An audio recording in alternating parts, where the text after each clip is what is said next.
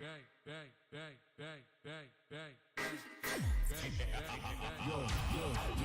on, let's go really up. Down chilling with the homies that'll really go. Got a bad chicken in me. What the going up? Better bring her up. Why you looking like a stab? Put you in a car fight. Like, better get the up. But another round, cause you get it. I'ma put you in the dirt, cause I ain't gonna find you a bad yo. Come on, let's go really up. Yo, come on, let's go really up. I'ma put you in the dirt. Come on, let's go really up. Yo, come on, let's go really up. I'ma hit the dirt. Come on, let's go really up. Yo, come on, let's go really up. I'ma put you in the dirt. Come on, let's go really up. Yo, come on, let's go really up. I'ma hit the dirt. Come on, let's go really up. I just wanna hit the bar, I just wanna be the best, I just wanna get up. I ain't never trusted anybody else in my love. Yo, I don't go, bitch, I just wanna go. You know I'm on the road, bitch, I'm making so much cash, I can't see the flow. Yeah, 0 to 100, you know I'm about to blow. John Cena, you better hide your fucking face. He's a motherfucker, gaze in every place. He's a fake, but you better get it safe, cause I'm fitting here all late, cause I'm fitting here safe. In Tokyo, with an old green free, no deckers. JDM cars, but you know I'm fucking retro. If you wanna fucking take it to my bedroom, I'm a fucking bean and I ain't talking phantom. City lights, but you know I'm in a trance. She's a fucking toss, so I drop my pants. Made it up, she got all of my sons, so I took it to the bed. Yeah, she's really hard. Yo, come on, let's go really hard. I'ma put you in the dirt. Come on, let's go really hard. Yo, come on, let's go really hard. I'ma hit the fucking dirt. Come on, let's go really hard. Yo, come on, let's go really hard. I'ma put you in the dirt. Come on, let's go really hard. Yo, come on, let's go really hard. I'ma hit the fucking dirt. Come on, let's go really hard.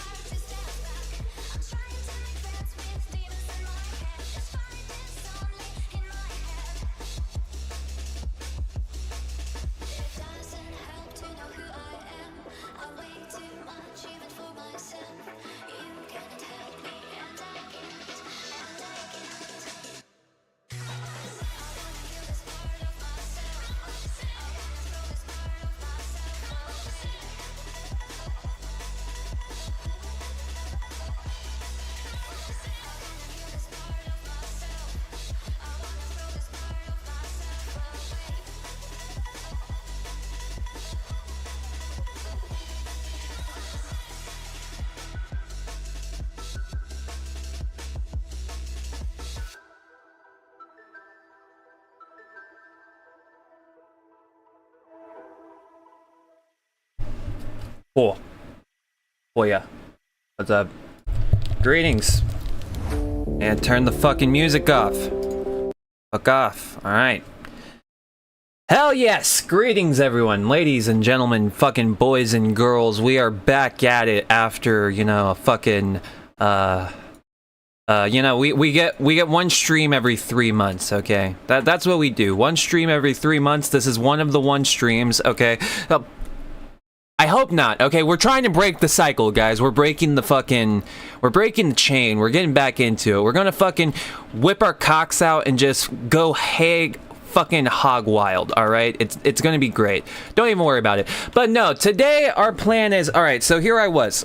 I woke up earlier today, right? I woke up at fucking 5 a.m., right? I didn't even go to bed until like fucking 12:30, right? But I was up at 5 a.m. Pleasures of working early as fuck in the morning and constantly having to get up, right? Well, today was my day off, but you know, there I was lying awake at 5 a.m. and I did the thing you never should fucking do, okay? I gave someone power over me. And that sounds very cryptic when you say it, right? I gave someone power over me. What exactly am I fucking talking about when I'm saying that? Well, it's pretty simple. I got into a fucking argument with someone, right? And there I was, fucking 5:05 in the morning. I'm literally like looking at my fucking alarm clock next to me. 5:05 in the morning. I just look at that shit. And I started thinking, that bitch. And as soon as I did that, I was fucked. And I started getting mad. And I just started thinking about shit that... Because I was at a fucking VC last night, you know, just chatting with the boys, right? And there wasn't a boy in there. There was a fucking asshole, right? So, in the morning time, I'm just sitting there. It just pops into my head. Like, that fucking asshole, how dare they? And it's like, then you start running through scenarios where it's like, you know, if I was like you, if I fucking did that, oh my god. And you know, as soon as you do that, you're fucked. You can't do that, okay? As soon as you do that, you've given in to the bullshit, alright? And I gave in to the bullshit this morning, and I've been up since 5 a.m. ever since. So it's incredible. It's actually spectacular. And... yeah, so after that, I was like, fuck it. Got up, made myself some coffee, you know, pre-usual. Fucking got on my computer, started looking at the news, read a few things. Nothing like too important or interesting, if I'm being totally honest. But then, I think it was around like 6:30, I started editing my video. And as I was editing my video, I was like, fuck, I don't have the right clips. I need to go out and like source different clips, because like I have the clips for the points that I'm wanting to make, right? However, I'm also like I'm an artsy autistic fuck, and parts of being an artsy autistic fuck means I obviously want to start the video with like its own little fucking music video like intro, right? It's like nice little music intro to get you fucking hyped up and ready for what's to come, right? A lot of YouTubers do it. I guess best example of like the thing I'm trying to pull off would be, I can't think of his fucking name. Starts with a J. He does like he does videos about all kinds of people. Like he did one about Steven Crowder. He did one about fucking, what the fuck is his name? I seriously can't remember this fucking dude's name. Either way, he just like, he's one of those YouTubers that make videos about people, and he's known for like at the start of his videos he has a song playing, and it's just like, it's badass, where it's like showing all the problematic clips as the song's playing. It's like lines up with the song. It's all fucking good, and it feels nice, and that's what I want to do with my video. However, when you're doing that, you kind of have to, not only are you looking for clips to match the context of the person doing the thing you're describing in the video, you're also looking for clips that match on beat, right? So you can't just fucking use the clip that you want to, because the clip that you want to isn't on beat. So you have to find something that's on beat. So this stream turned into me going back on YouTube and watching clips, and I was just like, you know what? I'm not listening to this on my fucking headphones at work right now. Like, I'm not doing that shit. So what if, hear me out, what if I decided to live stream the process of me going through looking for the clips for my intro? So I was like, okay, fuck yeah. But as I said, all of this transpired. I opened up DaVinci around like 6:30. I decided all of this around like 6:45. However, you might notice it is almost 9:30. Well, yes, that's because I had to spend this entire fucking like morning basically, because I was going to start streaming at 7, right? But yeah, that didn't work. The reason why it didn't work is because it was all fucked, okay? Number one, I was using Restream, alright? Restream is dog shit. Restream literally wanted to put a fucking Restream watermark over my fucking video, okay? So I had to redo the way that like I handled chat on my fucking video. I had to redo like thumbnail. It was a long, tedious morning of bullshit, but we're here, ladies and gentlemen. We're fucking back, okay? We are so back. I actually did all the bullshit. I fucking, yeah, that's it. And now, Now, for the reason of the actual fucking stream, we're gonna get to the stop killing games, because we're killing games, ladies and gentlemen. We're killing games, and it's not good. And this man claims he has a solution. Now, the person who I need a clip for the nice little fucking, fucking intro that I got going, it's actually Josh, okay? Josh has not been on key. He's been fucking it up. He's not on note. So we are going to be watching a couple videos from Josh talking about stop killing games, and skip over, watch a few other people, come back to it, see what the fuck we've gotten, and yeah, it's gonna be fun. Be fucking fantastic. Let's do it. Fantastic. I think. Yeah, see, he even said fantastic. Did you see that? I fucking unpaused it. He says fantastic. Even he thinks it's fucking great. Doing a really good job, and we absolutely should be able. There was a thing where who was it that was against it? Was it Thor? He was like, "Oh, if you keep doing this, you'll kill live service games forever." And I'm thinking, I'm already on board, mate. You don't need to sell it to me anymore. You've got my vote. This just seems like a little cherry on top. If this passes, there'll be no more live service games. Stop. I can only be convinced so much. The idea. Okay. It's gonna be a long day. It's gonna be a long fucking day. The idea essentially is, if a company are going to make a video game, many people are going to love that video game. And in the future, that company might not be able to maintain support for people to enjoy the video game. If the game requires a download, there may not be download servers for it. If the game requires connection to a server, there may not be servers hosted online for it. And the initiative is basically saying, make it possible to play these games once the companies have stopped providing an official way to play them. We're not asking for ownership of the games. We're not even asking for the ability to monetize them. It's not a case of, hey, you've finished with your game, now let me make money from it. It's a case of, right, you no longer want to pay the cost to maintain your game. That's fine.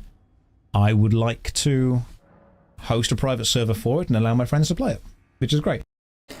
Yes, Josh. Okay. This is the reason why I'm making this video, okay? What Josh just said, I want to help Josh, okay? I'm not wanting to make enemies with anyone, okay? I want to help Josh, okay? What Josh just said is a great fucking idea. A spectacular fucking idea. I would love that. Everyone would love that. Nobody is disagreeing with that. But stop killing games isn't going to accomplish that. But we'll get into it. We'll get into it. Alright? It'll be fine. It'll be fucking fantastic. You think about stop killing video games. I've got a Sega Master System. Classic old original Sega Master System. If I plug that into a TV that can take it, put a cartridge in, I can play the game. I've got a PlayStation 1. You put a CD in, you can play the game. Purchasing those games did not give me copyright exclusive holder rights to them. It didn't make me the owner of them. What it did give me was the ability to play them for as long as I have the hardware and the software needed to play that game. The Stop Killing Games initiative is essentially saying, hey, once the company that make the game and owns the game and has made money off the game, once you stop supporting it, give support to the give the community the ability to support it themselves, which is fine. That's not what it's saying. It's saying that is an option, but we'll get into it. All right, we'll get into it. It's all good. Like a personal example, Otherland. Have any of you seen the saga I did where I played the MMORPG Otherland all the way to the end? The end that existed there.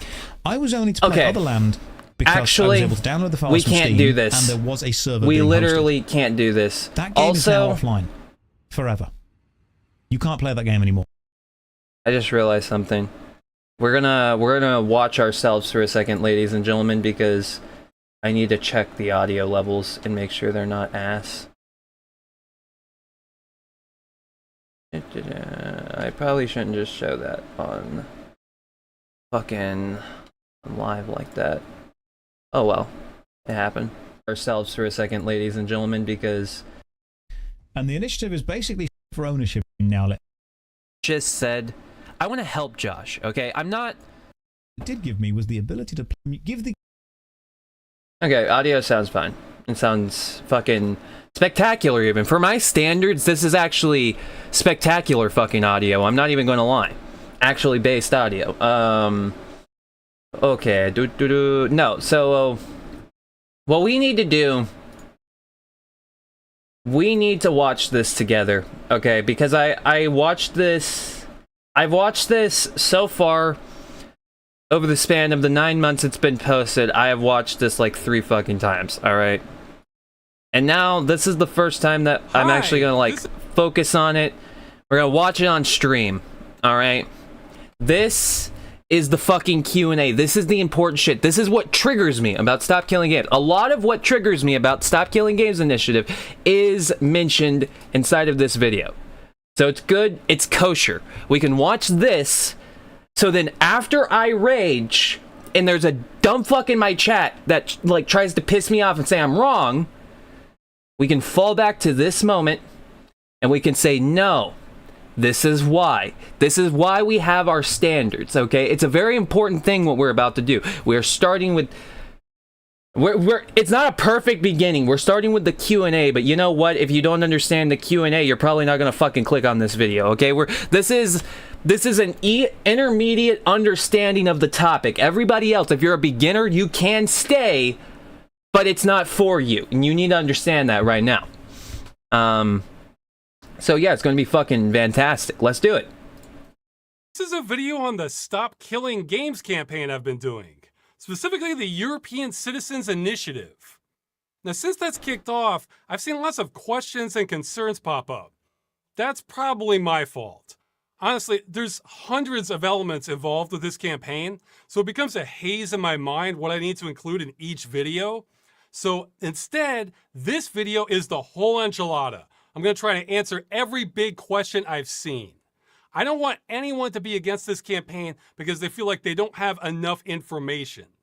Now, if you're already on board with this initiative, or if you're completely against it, then you probably don't need to watch this. In fact, I don't recommend it. It's probably going to be long and boring. This is more for people who really want to drill into the details. Now, if you're watching this, I'm assuming you've watched one of these videos already. But if not, super quick recap, we've launched a European Citizens Initiative that, if passed, would allow customers to retain working copies of games they've paid for. Mostly full stop. It's more complicated than that, but that's what this and those videos are for. Oh, and one point that maybe didn't stick the first time, we're the only game in town on this.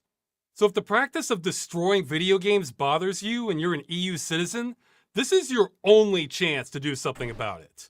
If you're waiting for something better to come along, you'll die of old age before that happens. It's this. Okay, all right. It starts here, all right? It honestly, maybe I'm the problem, okay? I will grant you this right now. I could be the problem. Maybe it starts here. Well, yeah, maybe I'm the problem, and the problem starts here, okay? I will say that. But the issue that I have is, let's just listen to this language. Tell me if I am a soy cuck fucking loser for hearing this and having red flags. If you're winning your game in town on this. And one point that maybe didn't stick the first time, we're the only game in town on this. So if the practice of destroying video games bothers you and you're an EU citizen, this is your only chance to do something about it. If you're waiting for something better to come along, you'll die of old age before that happens. It's this or nothing. Okay. It's that shit. I hate that shit. There is nothing better. You will die of old age before there's a better idea. Like, that sounds pretty fucking hyperbolic. That sounds a little fucking ridiculous. I am probably being autistic. I'm probably just fucking nitpicking on little fucking finite things, but I don't know. To me, it just establishes an overall character of this guy and how he treated this shit, and it's just like, it's kind of annoying. I don't know. It's weird. It's fucking weird. We are the only game in town. There will never be any better ideas. Bro, this isn't even the best. I hope there's better. If this is the best, we're fucked. There is no reason to go forward past this point, but don't worry, we'll watch the Q&A video and you'll understand why I say that. Because I've already watched this, you know, it pre-watched, okay? It's gonna be fun. Maybe you don't believe me on that. Fine. But if this fails in 10 years, 20 years, you realize, I guess Stop Killing Games really was the last stand on that, huh? Okay, I'm gonna get to the... He could be right. Alright, that could age incredibly well. Alright? But right now, this video has aged awfully because Stop Killing Games itself has failed. Well, not that it has failed, it's just that... Well, Ross kind of said it failed, so... Well, he didn't say it was failed. He just kind of said it was over. He said, like, yeah, didn't happen. But, you know, fuck, these things happen. Fuck, these things happen. These things definitely happen on occasion. Oh, shit. Questions, but before I do, there's a few core concepts that are going to come up again and again and might help frame all of this. Concept number 1, always ask, what's the alternative? I don't know if I've communicated this well, but I'm actually in favor of any solution that solves the problem of video games being destroyed. But yours is the only solution. Our plan, my first thought is always, what's the alternative solution that saves video games? If somebody has an alternate solution, cool, we're on the same team. Then we're just discussing tactics. But if somebody does... Okay, actually, this is, See, this is why it's good to live stream this, because I can also go back in the live stream and be like, oh yeah, I reminded myself of this. I need to go and look up if there is any other people talking about, like, the saving of games and shit like that. Because, alright, you might think that, well, there probably isn't. Ross is probably the only guy pushing for the saving of games. And you know what? I'll even grant you that. He might be literally the only guy pushing for specifically saving games. However, I would say a lot of the Stop Killing Games, like, initiatives should be focused around the problems that copyright is going to, like, throw at you, right? The fact that, like, the reason why you can't post a server blade of the World of Warcraft, even if the World of Warcraft was over, is because Microsoft owns the copyright to Warcraft.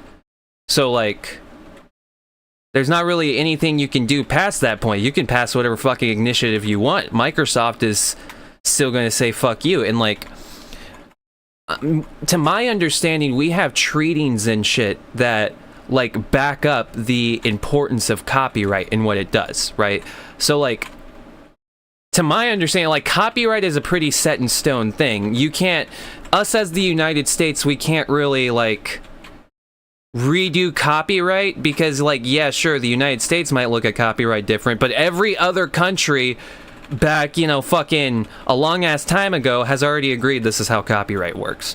So, like, yeah, that's kind of the issue. So, one argument that I've heard people say is, like, maybe software shouldn't have copyright, it should only be patent law, but, like, I don't know. A lot of this needs to be researched. My entire point of bringing this up, right? He might be the only game in town when it comes to video games, right? However, within Europe, there's quite literal, like, pirate parties, right? Entire government parties that are dedicated to piracy and the free sharing of software, right? And that is inherently the issue when it comes down to the saving of games and shit like that, right? If we had the ability to just save and back up the software, then yeah, there would be no problem. You'd be able to save whatever game you want. You could just do it. It would be fine, right? So when he says he's the only game in town, and I know there's pirate parties that, like, push for the free exchange of data on the internet, I find it hard to believe that he is literally the only game in town fighting for this. So yeah, it just thing I need to research, okay? I need to see if anybody else is doing that. Next stream, tomorrow's stream or tonight's stream, whatever the fuck I decide, that will be discussed, okay? I'll know that answer. So it'll be based, it'll be great. And we're gonna get back to the video because I've rambled long enough. does not have an alternate solution, but they're against our solution, well, then they're against all solutions. So deductively, that means they are in favor of perpetuating the destruction of games, which means they're the opposition, in which case we don't really value their critique. Our solution, well, then they're against all solutions. So deductively, that means they are in favor of perpetuating the destruction of games, which means they're the opposition, in which case we don't really value their critique because they don't want to solve the problem. Like if a parent says to a kid, clean your room, I don't care how you do it, and the kid says no, well, then the parent might clean the room for the kid and throw out some stuff they did. Okay, one thing I will definitely give Ross, it is always a wise idea to begin the discussion by completely discounting your opposition, saying there is no reason to value the opinion of your opposition, no matter how, no matter what the opinion is, like, fuck the opposition, right? Don't take anything those ops say, right? Number one. And number two, compare them to children. Fuck yes. Didn't want them to because the kid refused to solve the problem. So anything about our plans you don't like, I encourage everyone to ask, what's the alternative? It's a fast way to figure out who's on what side. And some people may not even realize that's their stance until they go through that process. I mean, they might have good intentions, but good intentions and no action, what does that get you? All right, just a couple more. Concept 2. Most of what we're doing is about future games. For existing games, don't worry, we'll get to that. But the point is, this campaign is focused on games that don't even exist yet. So when I see comments saying what we're asking for is impossible or we don't know what we're talking about, what I hear is somebody saying it is impossible or impractical to make an online game in the future with an end-of-life plan. Now, I and many developers I've talked to think that's a pretty silly statement, but I've seen so many comments along those lines. I think a few out there have an almost myopic focus on games right now and how things can't change, and that's not where our focus is. Third concept, almost done. It is impossible to save games without some effort from developers and some disruption to the industry. The video game industry has been going down the wrong road on game preservation for a long time. There's so much damage already. Some out there think that the second there's any inconvenience to the industry, no matter how small, then this entire plan is unfeasible. It kind of reminds me of car manufacturers in the 60s when they were required to add... Well, okay, yeah. I should let him finish his car example, but I'll just say it, okay? The more restrictions you put on a company, well, okay, let me rephrase that, because I am pro-government, fucking government doing shit, okay? I'm pro-government doing things, okay? Not anti-government doing things. However, you can only make a corporation do something within reason, right? Once you make them try to do shit that's not within what they consider reasonable, sadly, we live in a world where they can just move somewhere else, all right? If they don't like what you're doing in California, they'll go to fucking Texas. If they don't like what you're doing in America, period, they're going to go to fucking New Zealand, Not New Zealand. Nobody's going to New Zealand. I don't know why I said New Zealand. But yeah, they'll go to fucking India. They'll go to China. They'll go to fucking Bangladesh. They'll go to fucking New Mexico. All the shit like that, right? So... you can make a company do something within reason, right? But then here's the other thing.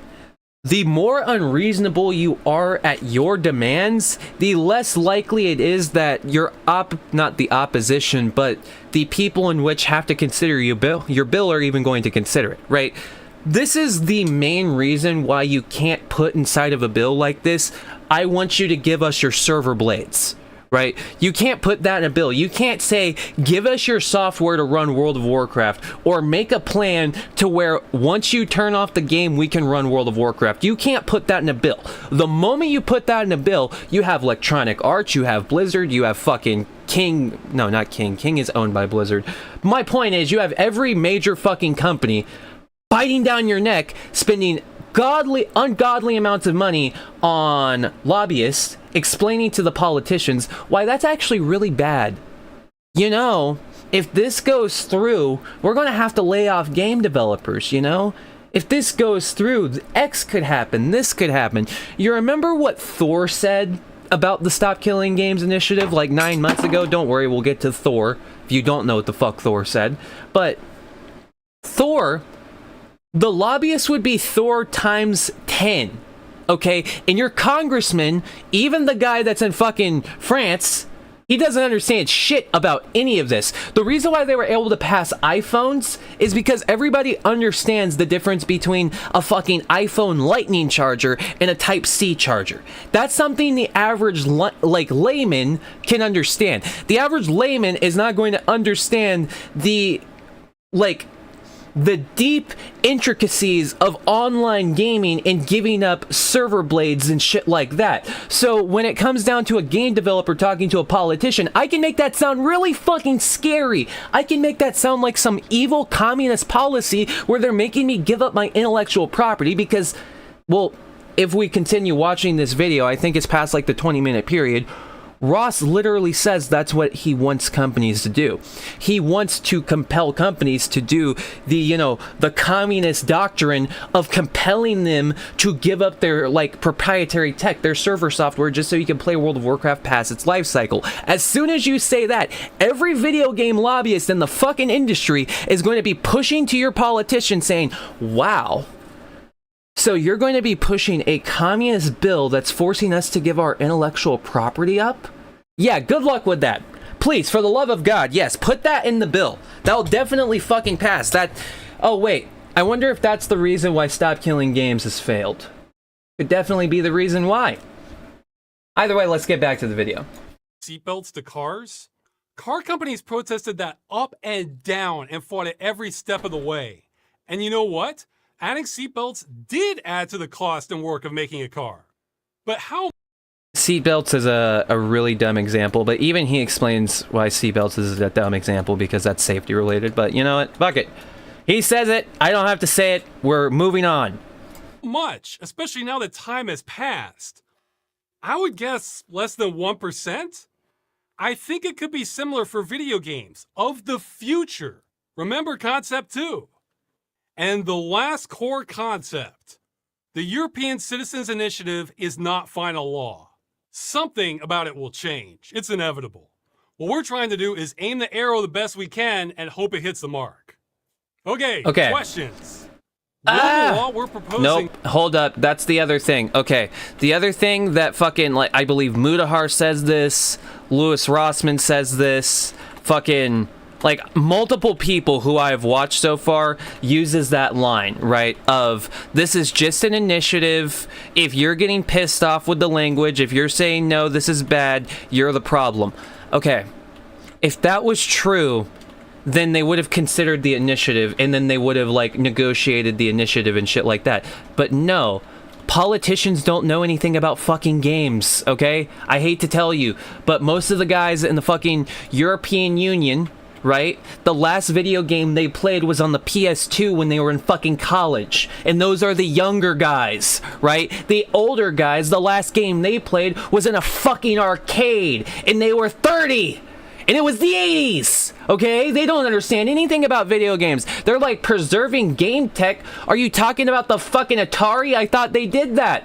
I saw my son playing Atari games the other day on his phone. You're telling me we didn't already do that? Hold up, wait, what? Yes, that's the average understanding of these motherfuckers. I have to get out of this delve, okay? I gotta leave the delve. I'm just dying. Not good. It's not fucking good. And I have my breakfast sitting here, and my throat is getting hoarse, and I need to take a drink. Just gonna play the fucking video, alright? I stun-locked myself. My point is, just because it's a fucking initiative, you still have to be reasonable. You still have to actually explain what the fuck is happening and why you're important. You can't put in the initiative, we want to save all games, right? We want companies to give up their fucking server blades. You can't say that. The moment you say give up your fucking server blades, give up your intellectual property, every lobbyist is going to say communism, and you're fucked. quite simply, you're fucked. I hate to tell you. You're fucked. Be retroactive. No, it couldn't be even if we wanted it to. Sorry if that wasn't clear earlier. Isn't your initiative too vague? There's a few layers to this question. Like, remember concept 4. And it's not actually supposed to be final law. Like, did you know there's a word limit to it? It's supposed to be a basic explanation and your reasons for it, and you have to cite which EU directives apply to show that the EU has authority for it. Oh yeah, that was a lot of fun doing that part. Also, have you looked at any of the other initiatives? This one, Tax the Rich. This initiative does not give a number as to what qualifies as rich. Or this one, Creation of an Environmental Authority. That's talking about creating a new agency. Do you have any idea how many rules and regulations that would take? That would be books worth. Of an environment as to what qualifies. Okay. All right. I don't think people truly understand the reason why you can pass an initiative saying tax the rich and creating an environmental agency, but then okay, all right. I'll make it very clear. You need to put more details in the fucking initiative about games than you would about tax the rich in the fucking environmental agency. Because the average boomer / 30-year-old in the fucking France parliament understands climate change. They understand all of that bullshit. They don't understand the intricacies of saving World of Warcraft. I hate to fucking tell you that. You have to be a little bit more specific in your initiative. A little bit more specific, okay? And you can't be unreasonable. You gotta be reasonable, okay? You gotta be reasonable. I'll explain how that will be reasonable. That's it. That's all. But they're the only game in town, so it's fine. Qualifies as rich. Or this one, Creation of an Environmental Authority. That's talking about creating. I'm eating my pancakes, agency. okay? Do you have any idea how many Fuck rules y'all. and regulations that would take? That would be books worth. So we could be more specific, but it wouldn't matter. That's not our job. That's the EU Commission's job. In some ways, this slide I posted is more important than the initiative itself, because this roughly reflects the views of the organizers, the people who will be going to Brussels to discuss this with the EU. Another layer to this is the law itself can be Who are vague these or people? broad. Like, you know, police officers. The details are for the people going to Brussels? Who are the people going to Brussels? I thought you were the people. Were you going to recruit other people? Am I retarded? My understand because okay, all right. This is my understanding in the US, right? Maybe he's referring to the politicians going down to Brussels. But with the way he says that, I'm taking it in the sense of like when they've done like VA bills, right? When they've had to pass like VA bills and shit like that, you would have members of the VA go down to the Senate and like talk about the reason why they need VA reform, right? So when he says that to me sounds like he's saying somebody from the initiative, somebody from his team, you know, somebody like him pushing for it would go down to Brussels and talk to them. So like, aren't you that guy? Or are you going to like recruit another guy? Or am I being retarded? Or are you talking about politicians going down and discussing this in Brussels? Because if you're talking about politicians discussing this amongst each other, I want to know the politician in France that knows the intricate details of saving World of Warcraft. If that guy exists, give me his number. That he's fucking cool. That guy's awesome. Okay, yes, he's my politician. He could be the fascist guy, but no, he knows World of Warcraft, okay? He knows the intricate details of World of Warcraft and how to save it. That's my man. Yeah, give me his number, because I don't think that guy fucking exists. Sadly. So, who are these people going down to Brussels and actually discussing the details? Is that you? Somebody you're going to get? Fucking Asmongold? Maybe it's Asmongold. They have to have reasonable suspicion to stop someone, and they need probable cause to arrest someone. What does that mean? Yeah, see, you have to use some common sense because the law can't cover every last scenario. Like, say an officer sees somebody who he thinks has weed on him, but it turns out it's just a bag of oregano. Do we need to write a law saying that if you're holding a bag of oregano, then that counts as reasonable suspicion? Well, what if we forgot to write a law for a bag of dried parsley? See, just doesn't work. And it's the same for games. Like in the initiative, someone asking what is meant by a reasonably functional... Okay. All right. Hold up. That could be... I know that could be argued suspicious. However, I would love the fucking cop that pulled me over and put handcuffs on me because I had a fucking bag of oregano out, okay? That I want to go to court for. I legitimately want to go to court. Even if I lose, I want to see what the fucking judge says. Okay, I want to be a part of that. Because that sounds fucking weird to me, I'm not gonna lie. But that's just me being a nitpick little prick, alright? I'm not gonna lie. Or playable state. Well, if it's a racing game, I would think that means you race cars in the game world. If it's an arena shooter, I would think that means you enter game maps and shoot at other players. If it's an RPG, boy, that could mean fight monsters, talk to NPCs, use items, manage your inventory, lots of stuff. But what if we try to be specific and make the law race cars in the game world? Well, does that work for the arena shooter or the RPG? I mean, I guess a few of them, but not most. It just won't work.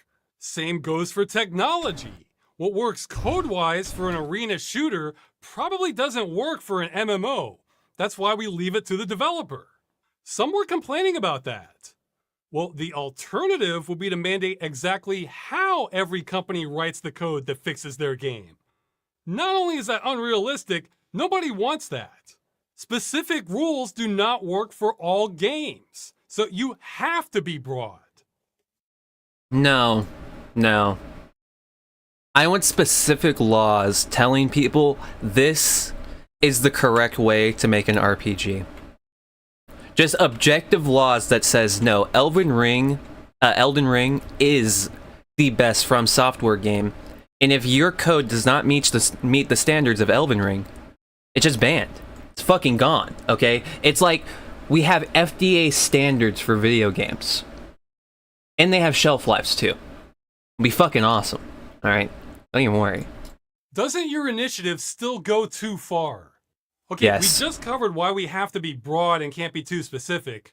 But there is a 0% chance this initiative survives with everything we're asking for. There's going to be industry input. You're fucking dumb! You're dumb! You can't be a fucking negotiator with this! You fucking idiot! It's not a Donald Trump negotiation tactic of hit them high, then they hit you low, and you go in the middle. No, that's not what happens! You have to actually fucking be reasonable with the presentation you give, and then with the dumb fuck politicians you talk to, you have to explain why this is important and what the fuck is happening that's wrong. Or you can take the high and low negotiation tactic and, 9 months after you post this video, when you say, I don't know why the initiative failed, you can sit there at night wondering where you fucked up. I wonder. It's oh my god!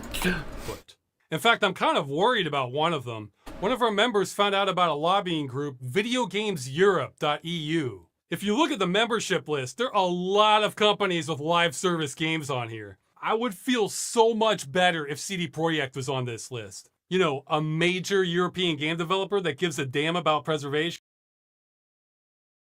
I'm just being a nitpick little prick, okay?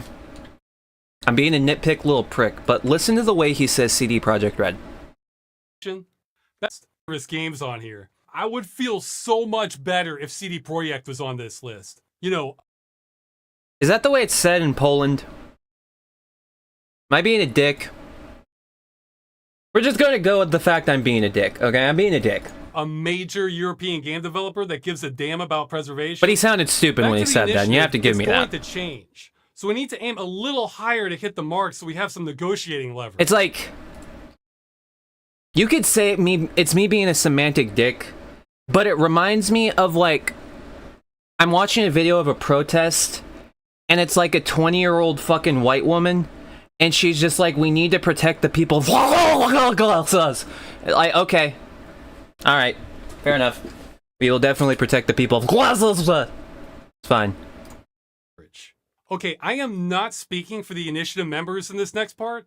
It's not a hive mind. Some agree with me, some are more radical than me. But here are some compromises I personally might agree to. Instead of insisting that the game works on shutdown, have a best effort from the developers so that savvy users could repair the game. This could be server binaries, server source code, though again, this is optional, guys. That would not be the only option. I'm not mandating that. Or if we want to be really generous, repair instructions. Here, I'll pull up my old slide from a while back. Wait, this would kind of hold be the up. bare God minimum. damn it. I got distracted. This is important. Holy fuck. Going back! We're going. Instead of insisting that the game works on shutdown, have a best effort from the developers so that savvy users could repair the game. This could be server binaries, server source code, though again, this is optional, guys. That would not. He said it. He said, guys, it's optional. Okay? It's optional. Alright?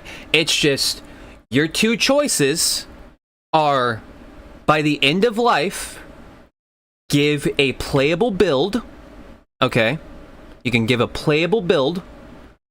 Or provide your source code. This is totally fine. Completely reasonable. Just provide your source code. Not be the only option. I'm not mandating that. Or if we want to be really generous, repair instructions. Here, I'll pull up my old slide from a while back. This would kind of be the bare minimum.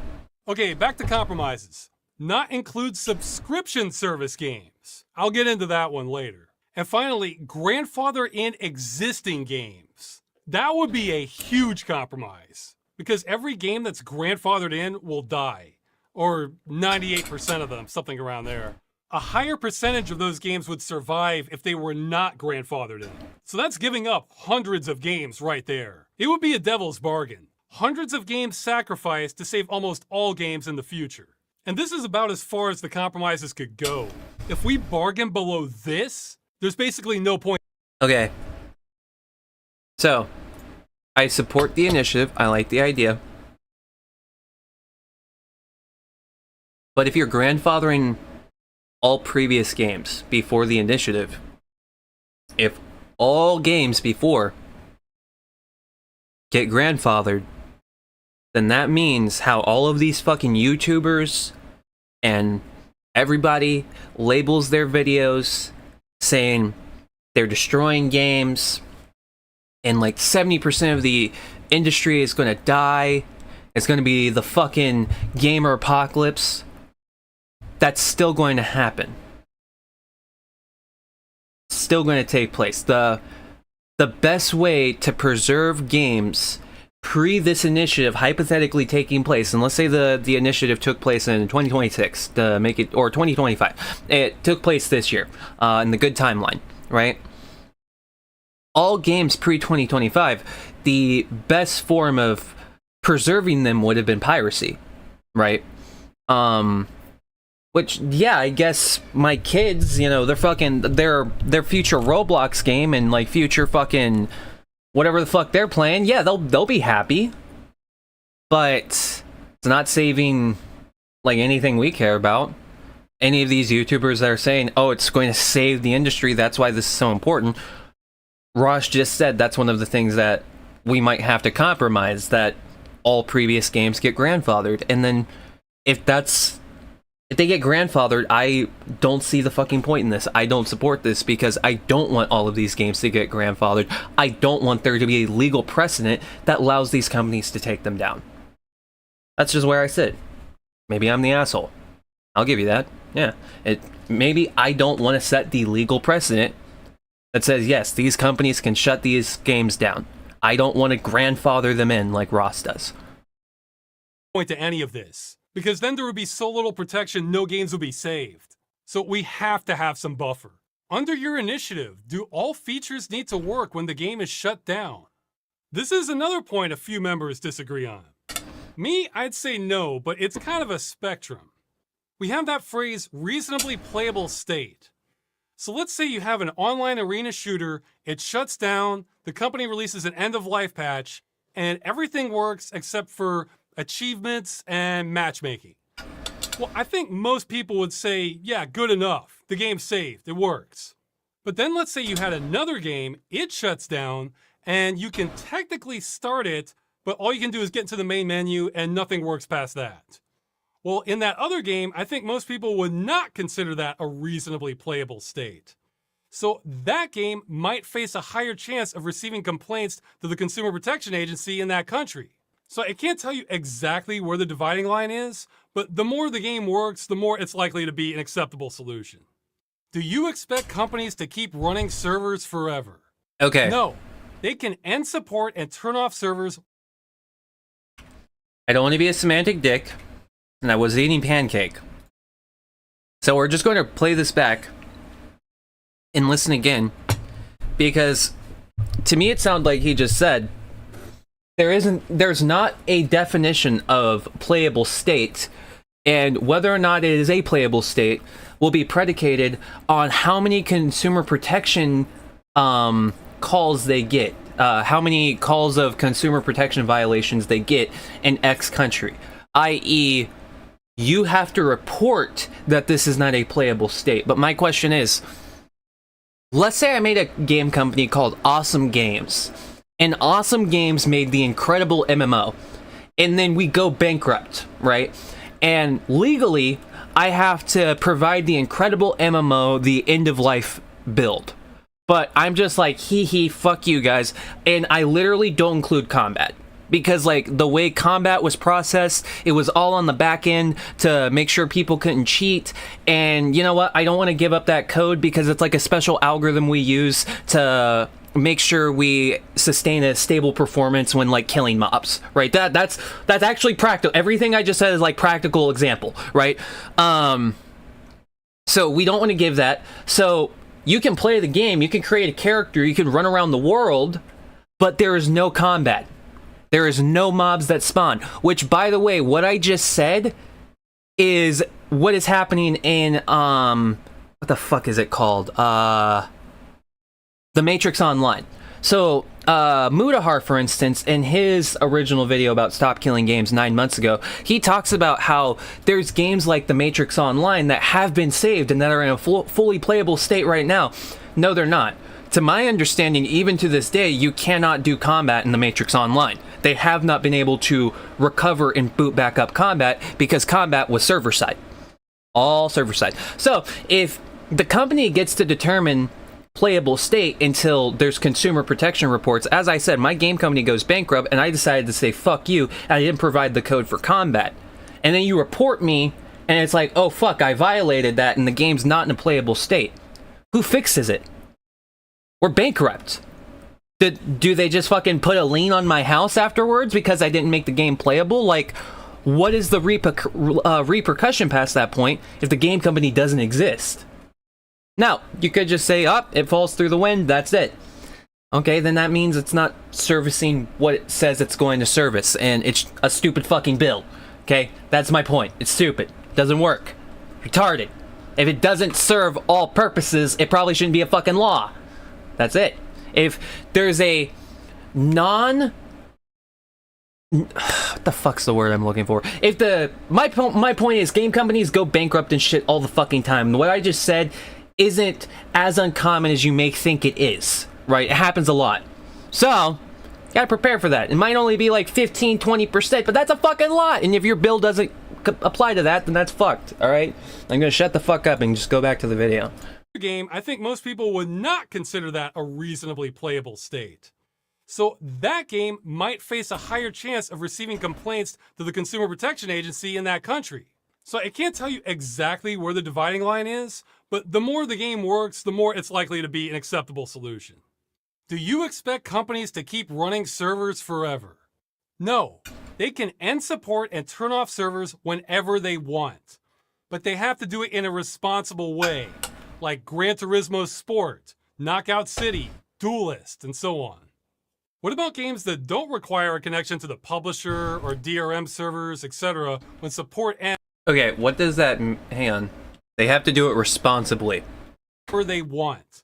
But they have to do it in a responsible way. Like, Okay. They have to do it in a responsible way.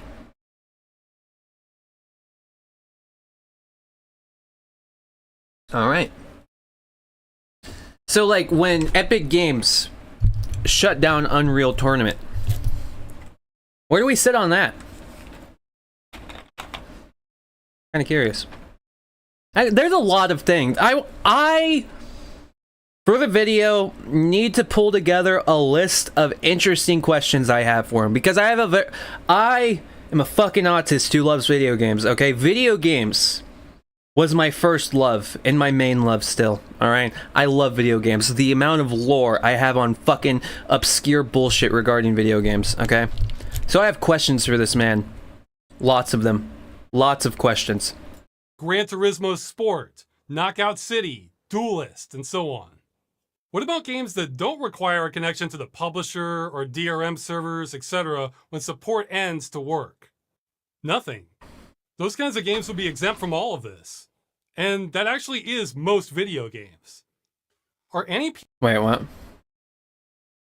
What about games that don't require a connection to the publisher or DRM servers, etc., when support ends? Oh yeah, to work? yeah. I also Nothing. made this point. Those kinds of games would be exempt from all of this. And that actually is most video games. Are any people involved with this initiative developers? Yes, a few are game or server software developers in the initiative. I've Base, also had a lot of don't game sit on developers anything. reach out to me in support of this, mostly indie ones. I think our highest profile game developer in support of this might be Running with Scissors, the developer of the Postal Nice. games. Hi there, would you like to sign my petition? I imagine they understand the madness we're facing better than most. Imagine leading with, so, you might not think we're big right now, but did I tell you we have the support of Asmongold and the development team behind Postal? I bet that changes everything. I'll just give you my business card right now. And finally, there's been a couple developers at large companies that wish to remain anonymous, so they will. I'm a developer with an online-only game. What will happen if this initiative passes? Okay, first off, I can't answer this question 100% because back to point 4, things will change. So a lot of this depends on what the EU decides. We'll start with existing games. You may have several options, though most of them are not ideal. But remember point 1 and point 3. Option 1, you can come up with an end-of-life plan to keep it working after shutdown, though that may not be possible. See, you could have licenses and middleware that you don't have permission to distribute, or you know what? Maybe you just don't want to work on the game anymore. This is what fucking makes me want to rip my colon out and shit blood of rivers, okay? He understands the problems that I have with what he is saying, and he is not fucking getting it. Or maybe I'm not getting it. Maybe I'm the problem, okay? All right, we'll figure it out. We're do it live. We'll figure it out. I get it. Option 2, you could shut down He the says game I get it. before- Oh my god.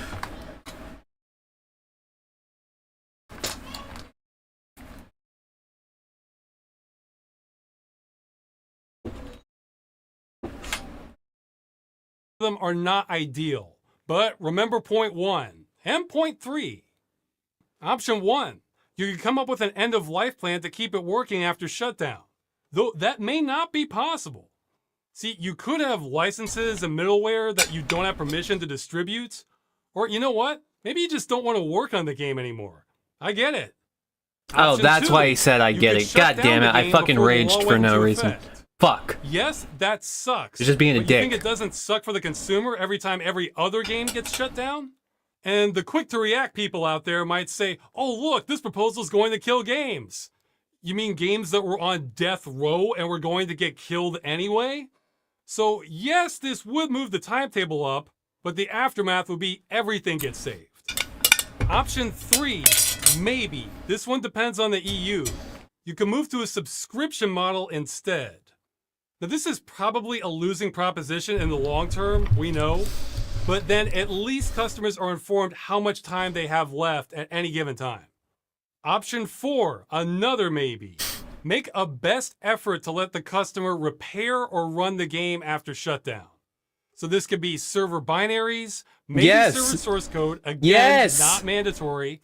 Yes. Packet documentation, I'll bring up my that slide favorite again. communist. Force these evil capitalist scum to give up their source code. It is no longer your source. It is the people's source code. We, the people, want your fucking source code. We earned it, okay? When I bought your fucking piece of shit Anthem game for $60 or $5, realistically. When I bought Anthem for $5, okay? I bought the exclusive rights to your fucking source code when you go out of business, you dumb cunt. Hand it over. Fuck you. Removing DRM and so on. Packaries, maybe server source code, again, not mandatory. Releasing packet documentation, I'll bring up that slide again. Removing DRM and so on. Something to give users a fighting chance. And option 5, another maybe, all games get grandfathered in and none of this applies to existing games. This would kill the most games, but this is probably the option most developers would want. That's the only realistic option. All games get grandfathered, which then I say, no, this is evil, this is bad, because that means, of all the options you just said, the most real... Yes, there you go. See? The chat has the right idea. The chat knows what's happening, knows what's going on. There we go. That distracted me. I got stun locked. Either way, he's a retard. He's a dumbass. He's making me want to fucking become Amish and just give up games entirely. I think it would be better if we just spent our days moving bales of hay. You know, fucking milling the fields. It'd be better. Easier life.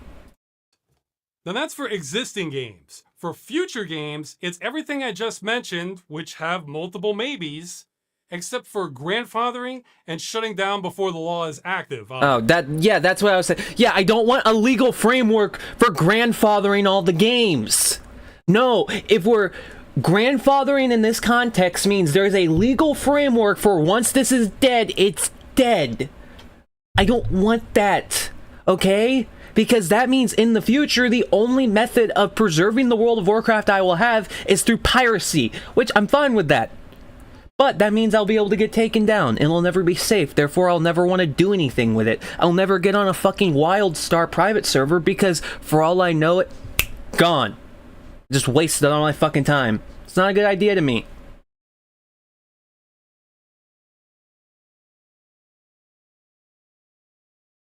True.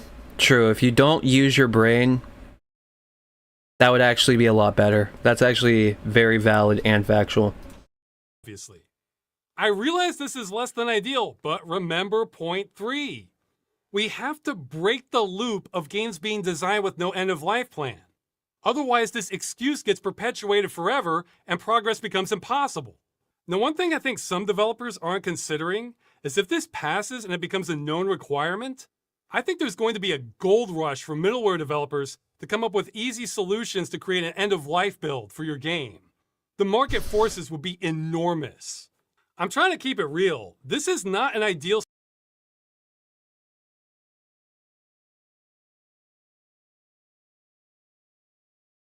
What market?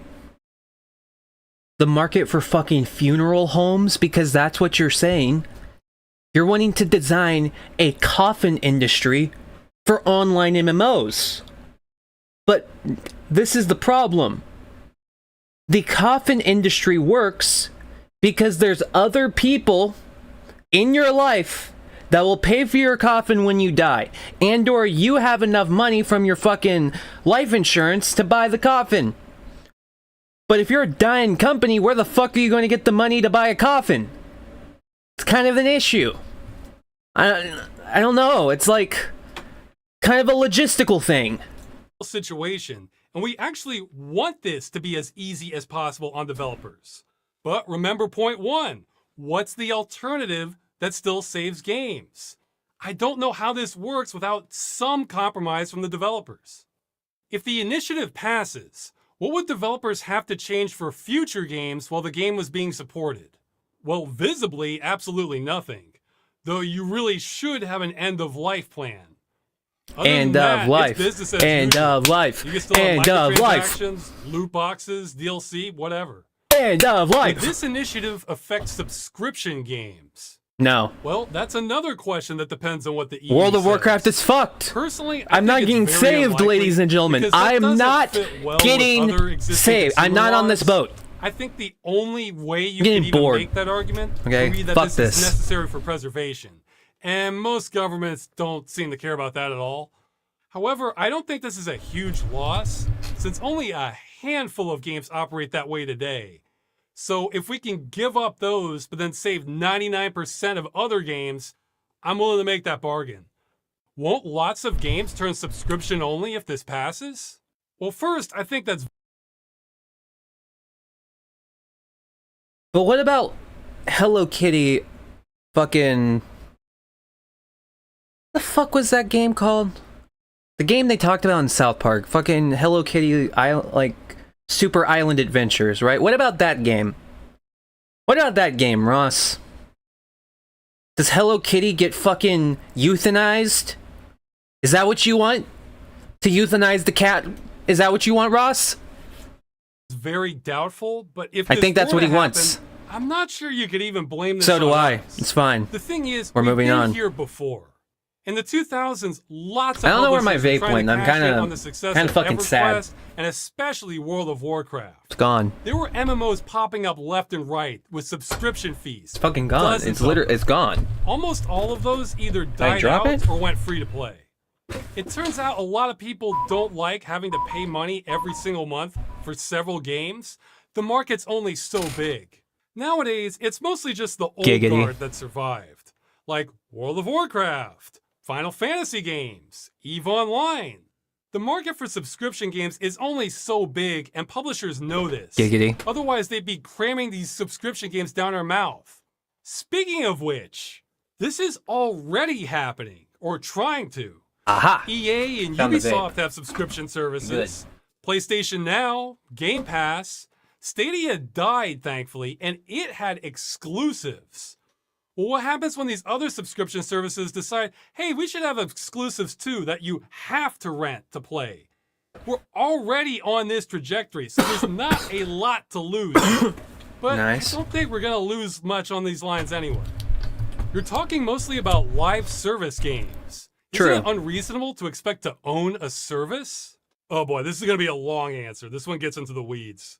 It First, does. Let's talk about the legal answer to this. In Europe, the United States, forget it. Subscription-based games, I don't think we have a leg to stand on in regard to commerce law.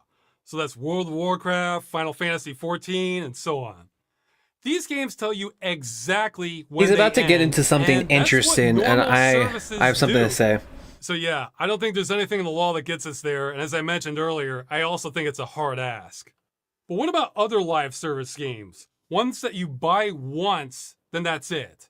So games like The Crew, Destiny, Overwatch. It is not clear in multiple countries if those are goods or services. You pay a one-time fee for a product with no stated expiration date. That sounds like a good. But it depends on an external Okay. service, except you're not told how long that lasts. So that doesn't really meet the full definition of a service commercially either. Okay, ladies and gentlemen, we're fact checking.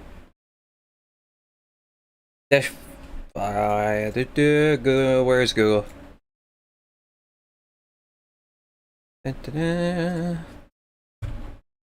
We're pulling it up, guys. Don't worry. We're doing it. Definition of a service in Europe. Let's see. The fuck? What does it say? Oh my god. Is there not just like a... Okay, never mind. I will pull that up later. Future stream, we will have the definition of service. All right, we will know the definition. Oh, hi. Hello, chat. Hello, we have more people. Fucking amazing. Awesome. Anyway. Future stream, we will have the definition of service, because everybody says, when it regards this topic, a service has to have, like, an in timestamp to it. So they say, like, in the example of, like, an MMO, like World of Warcraft, that works as a service because you pay month to month, and it has an expiration date on that service. My question is, where does it say in, like, the definition of a service that there has to be an expiration date attached to that? And let me explain exactly where I'm going with this. A car wash is categorically a service that you purchase, but it doesn't have an expiration date. It's just, it's done when the wash is done. You might be given, like, a window of time, but it's done when it's done.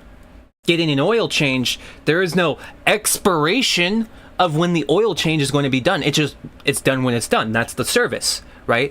So my point is, there's a lot of different examples of this where the thing is just the thing, right? The service doesn't have an expiration date. They don't say this is going to be done by X date. You don't go to a fucking restaurant and they tell you, okay, this service lasts until 7 p.m. Well, okay, never mind. Some restaurants do that, but those are the ones that actually post it. Those are the exceptions. Those are the exceptions to the point that they'll have a sign that specifically states only 45 minutes. You're only allowed to, God damn it, you're only allowed to be in here 45 minutes, right? They'll specifically state that.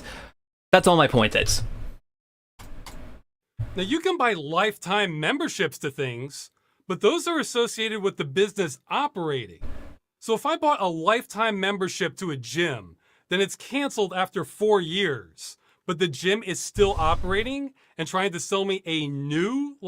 Okay, yes, but the gym is one of the few service examples you can point to in real life that is a month-to-month service. Most services that we purchase on a daily basis, there is no date attached to it. That is not a part of a service, right? I am not told this car wash is, no matter what, going to be done at this date. You're given an estimate. Yeah, come back in 45 minutes. But there is no fucking concrete date when you purchase the service. It's just when the service is done. So when the game is done, when it is no longer reasonable for the company to run it, the service is gone. That's it. Lifetime plan? I'd be pissed. I think you could sue for that. The Culling 2, a one-time purchase, lasted 8 days before shutdown. I'm pretty sure you can't sue for a I'm pretty sure.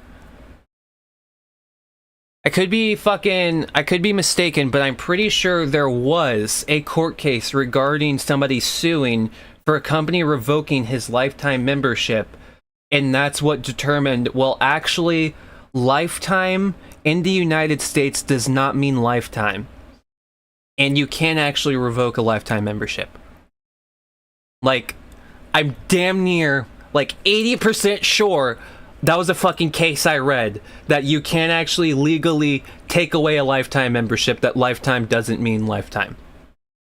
So, yeah, you can't... I'm pretty sure someone tried to sue over that, and that's why that's the court case, so... I guess he's true, someone would try to sue. It's not going to end well. Lifetime plan? I'd be pissed. I think you could sue for that. The Culling 2, a one-time purchase, lasted 8 days before shutdown. Guild Wars, also a one-time purchase, has been going for over 19 years. So how can customers make an informed decision with that kind of spread? Consumer laws can get picky about that sort of thing. If I bought a warranty for a dryer and the company refused to tell me how long that warranty lasted, maybe it's a week, maybe it's 5 years. But there's warranty law. And yes, he is wanting to fight for the law that would specifically apply to gaming, and it's admirable. Admirable. I respect it. Good on you. But the reason why you can't use warranty as your example, there is specific laws for warranties because, you know, motherfuckers in the 30s and 40s were scamming with that, right? This is an old scam. They had to cover this shit a long time ago, right? That's why warranties have to be done a certain way. That was the old scam. You know, we're on new shit. We're on the fucking crypto business. How the hell would that be legal in other industries? So just because they call themselves service games doesn't mean they fit the legal definition of a service. So that's the legal side, but let's move into the philosophical side. I am not aware of any live service game that couldn't be converted to something you couldn't preserve forever if customers had access to the code.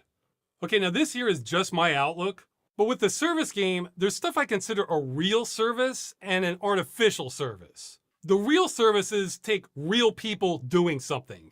So that would be player moderation, creating new content, bug fixes, technical support, and the cost and convenience of running company servers. There's more. The point is, this all takes real people actively working. If they stop, so does the service. Now, the artificial service is being able to run the game. The only reason it's a service is because the code is being withheld.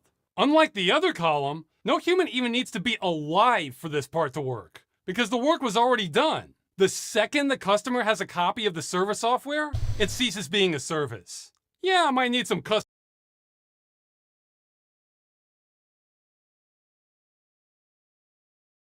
It always falls back to give your source code, you piece of shit. You dirty scumfuck piece of shit. I purchased Anthem for $5. I am entitled to your source code. Did you not see the fact that I purchased Anthem for $5? I am entitled to the entire fucking source code so I can play Anthem whenever the fuck I wanted, because they decided to take Anthem down 8 years after Anthem released. Now, you could fall back on, well, Anthem would be grandfathered and, you know, they don't have to actually back up Anthem. Well, fuck you! I want to back up Anthem. I just want the legal grounds to do it myself, okay? I'm not asking for much. That's what I want the legal grounds to be an artist and fix it myself, okay? I don't want to compel a game company to do it. I don't want to compel them to give up my this is my logic. I don't want to compel anybody to do a damn thing. Okay? That's not my intention. Okay? I just want the legal grounds that when I do it, they can't cease and desist my ass into oblivion. That's all I'm asking for, okay? When I decide to fucking boot up a classic fucking MMO on the Nintendo Wii, I don't want Nintendo and whatever company that made the MMO to fucking hand blast my ass with a hammer. That's all I'm asking, okay? It's a simple concept. Rather simple concept. Custom hardware, but preservationists will jump through those hoops. And it's not like they're freeloaders. The customers have already paid the company money for the game. Sometimes a crap load of money. And it's insult to injury that many games will just give you the server side as part of your purchase. So even on a conceptual level, we are really stretching definitions to call this part of the game a service. And let me tell you a secret. Any game can be made into a service game. Like take Super Mario Brothers. You can remove the Goombas and the power block locations, hold that data server side, and then lock you out in the menu until you authenticate. Now, Super Mario Brothers is a live service game that will brick if the company shuts it down. Hooray! Yeah. All this crap that prevents you from playing the game is artificial. Thank you, Nintendo. It makes Nintendo. sense to keep running it as a service because you can make a lot of money that way. Plus, all those real service aspects I mentioned improve the quality of the game. And we're not trying to stop any of that. Companies can keep making money as long as they want to. We're specifically talking about cases where all the services have shut down and the company is no longer making money. Yes. Now, of course, there can be many legal reasons the company doesn't just release their server software to customers once they're done making money. But guess what? That's why we're trying to get the law changed. So these barriers don't need to exist. And this next part, I don't know if I can even explain. Oh, I love that. I love that. Yes. There's legal reasons as to why a company would not want to give up their source code. But we don't care about those reasons because I purchased Anthem for $5, okay? I purchased Anthem for $5 in 2019. Do you know what that means? That means I am fucking entitled to all of your source code because I purchased Anthem for $5. All right? That is the most important thing we've learned today. Explain to everyone. And you know what?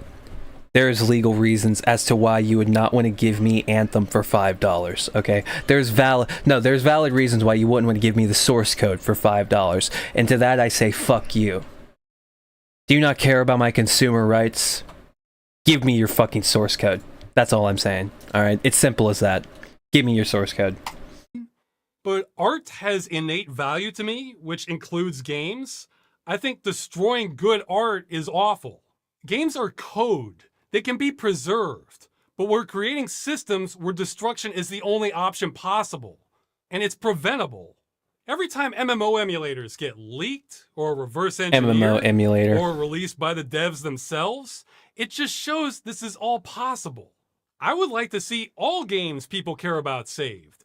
I don't like MMO emulator. I don't like that.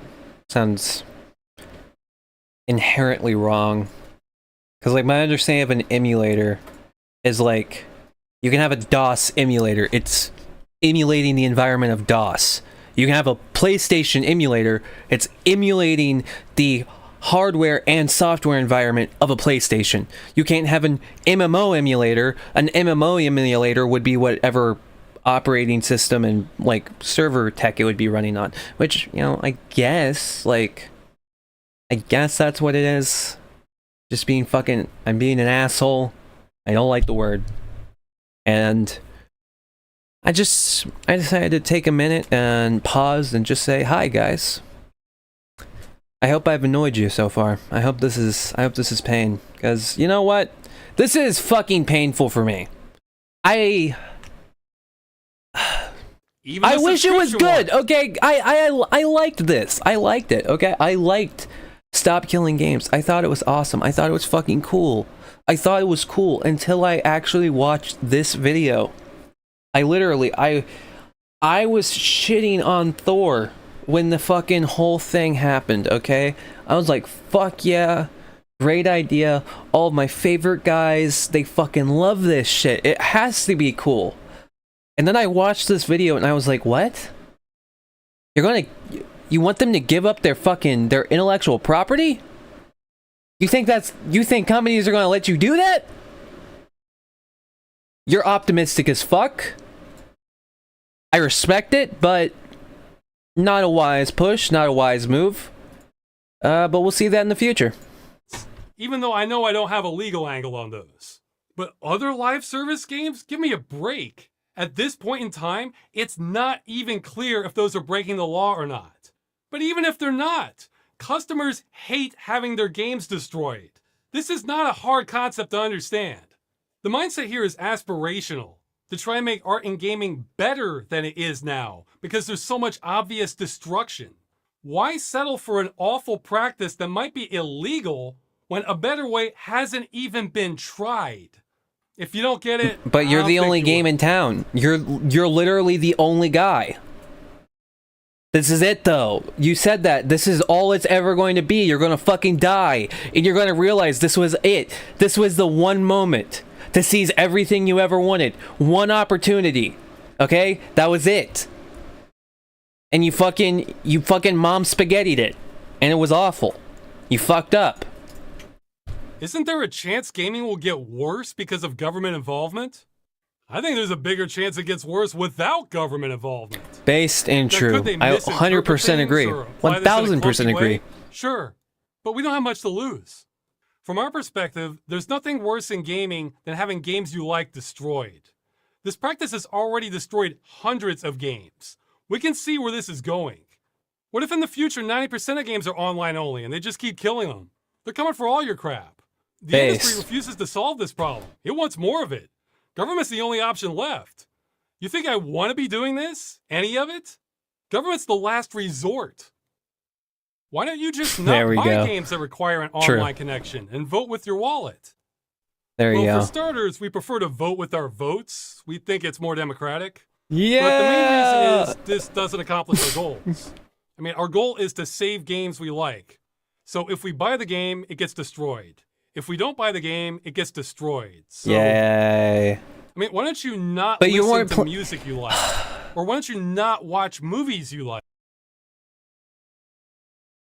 Maybe it was your fault you liked Fallout 76. Did you ever consider that?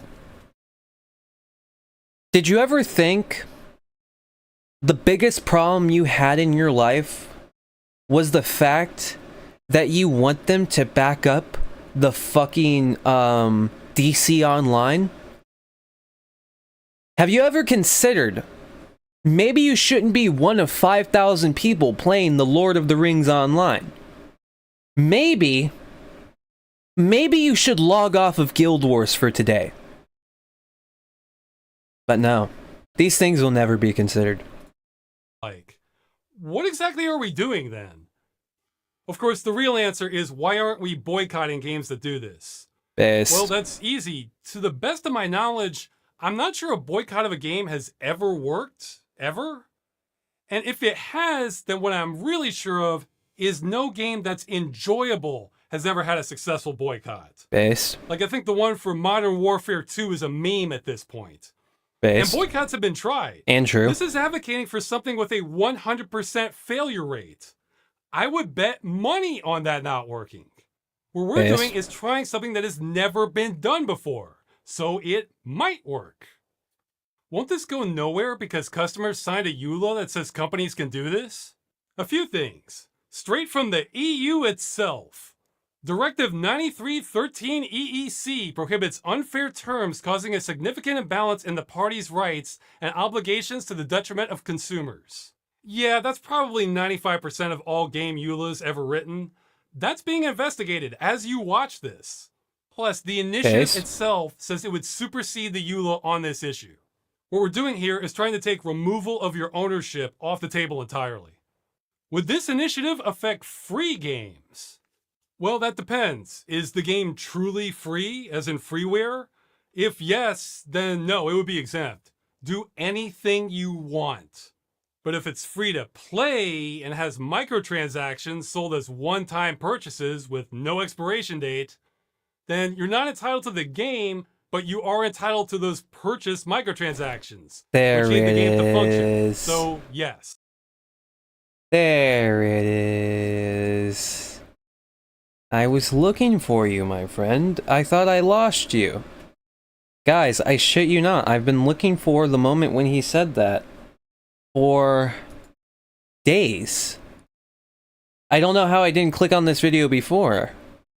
I guess I didn't watch this Q&A video. I didn't watch this one specific. Which Q&A video did I watch? Because this was the original Q&A video I watched. Then there was a Q&A video I watched the other day trying to find that clip. And I couldn't find that clip. What the fuck Q&A video did I watch the other day?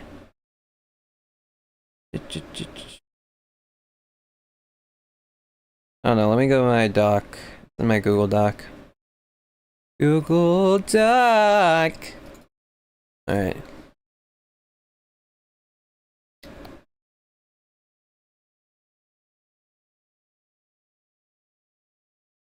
My PC is letting off an unbelievable amount of heat right now. It's kind of crazy. It's like fucking...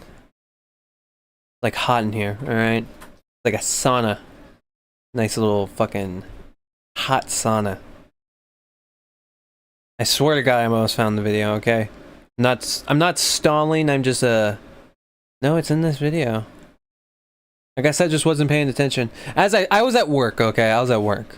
I was at work when I listened to this, so I just missed it. It's fine. It's fair. That's why we watched it on stream. That's why we needed to redo this. I even said that earlier. We needed to rebust through this and check through. We found the clip that I was looking for. Fucking based and red pilled. We got it. We got them, boys. Entirely. This is Would retarded, this by the way. initiative affect For anybody that, you know, might watch this stream in the future, or anybody that's watching right now, You don't understand why what he is about to say is completely fucking retarded. He is saying you have no rights to Genshin Impact. No rights whatsoever. Alright? They don't have to give you the source code. But, fuck, god damn it. But, you are in fact entitled to your waifus. The $10,000 you have spent on gacha in Genshin Impact will no longer go to waste, because in this bill, what he is arguing is that it is in fact your property after you purchase a loot box. Okay? Once you buy a loot box, that is now your property. And if it is your property, to my understanding, that means they don't have to give you the source code to the server, but they do have to give you the source code to the loot box. So, or maybe it does say playable state, so they have to like take the character and import it into the Unreal Engine, and you can run around with that character and like perform their abilities, but like that's it.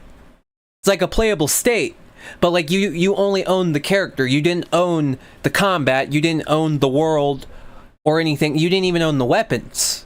That was separate. That's something else. So yeah. Playable state. Playable gacha characters. Tell me I'm fucking wrong when you hear this. Free games.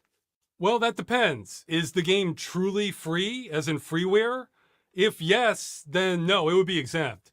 Do anything you want. But if it's free to play and has microtransactions sold as one-time purchases with no expiration date, then you're not entitled to the game, but you are entitled to those purchased microtransactions, which need the game to function. So, yes. Doesn't this initiative intrude upon developer rights?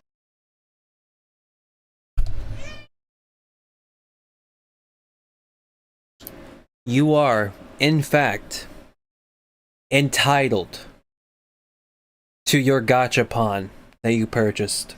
That $5 bundle you bought for Genshin Impact entitles you to the source code of Genshin Impact. I fucking love this. It's actually poetic. It's genius even.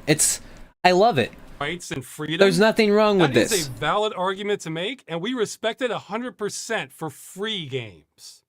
But once you start taking money to sell or lease something, you enter the world of commerce. And taking people's money means you're assuming more responsibility for your actions. Every nation has rules on this. So technically, yes, but that's the balance with buyer rights and freedoms.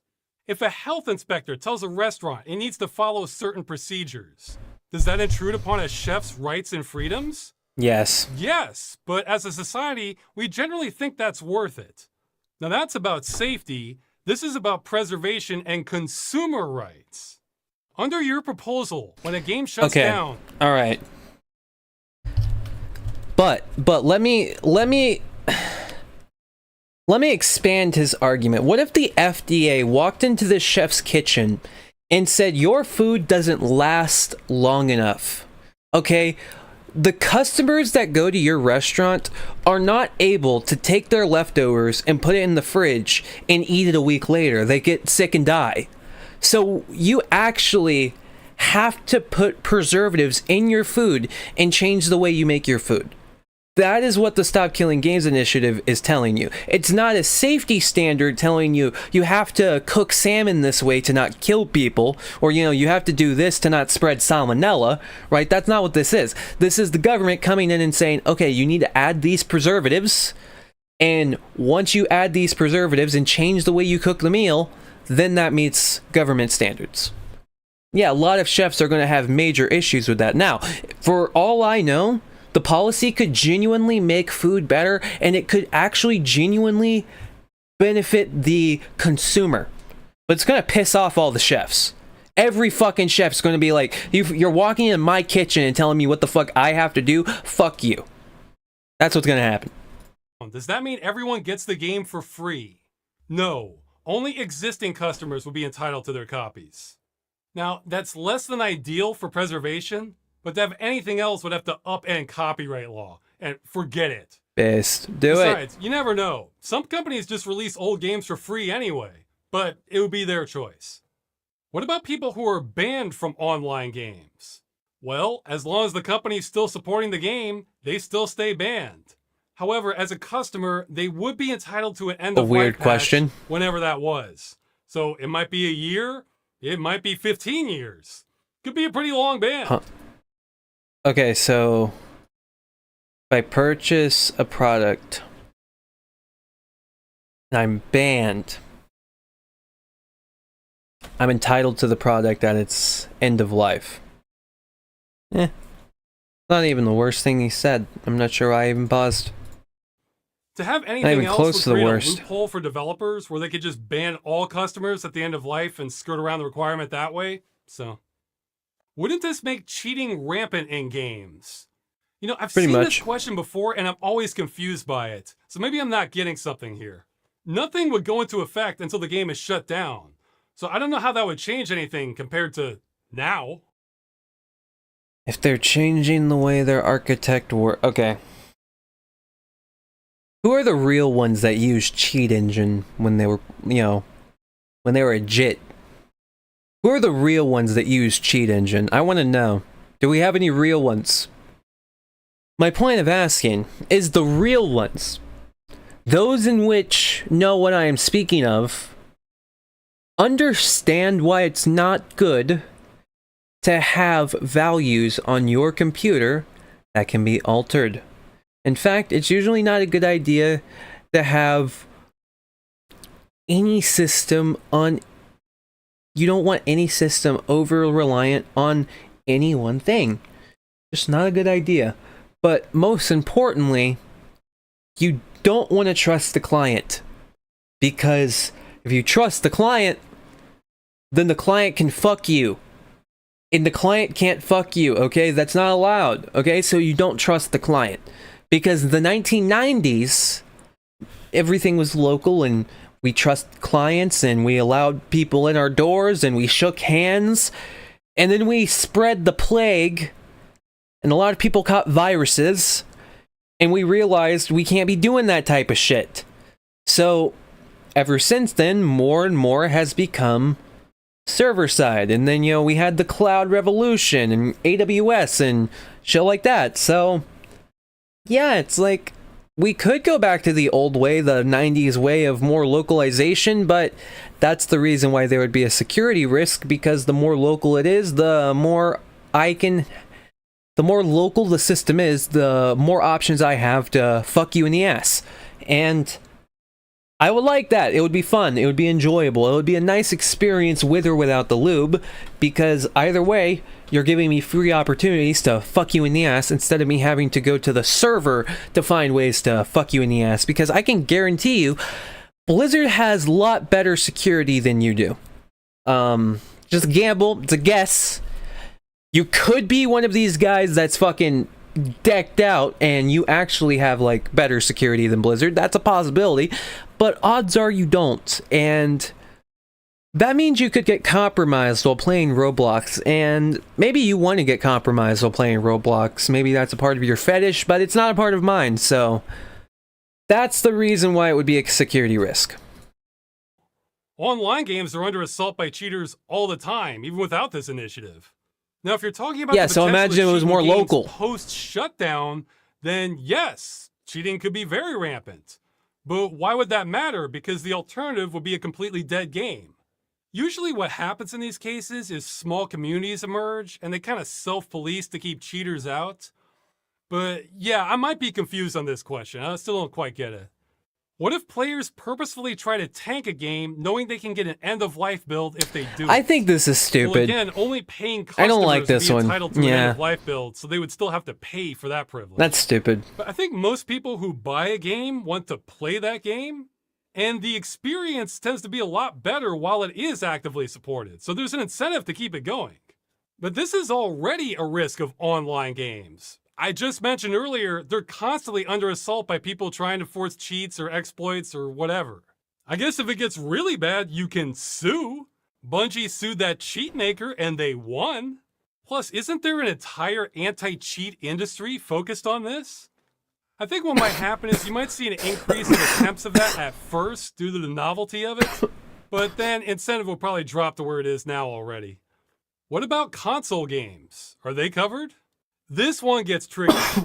The answer is yes, but it's another one that depends on what the EU says. It might not be possible to release the server on the console also, so what they would have to do is release the server software for another platform that you could host elsewhere, and then be able to point the console towards that separate server. But where it gets muddy is when you need to pay the console maker just to have that internet access in the first place. So there could still be liability, but it would be off the game publisher's shoulders at that point and onto the console makers. And it's not clear to me if the console maker would take liability when that game shuts down or when they discontinue.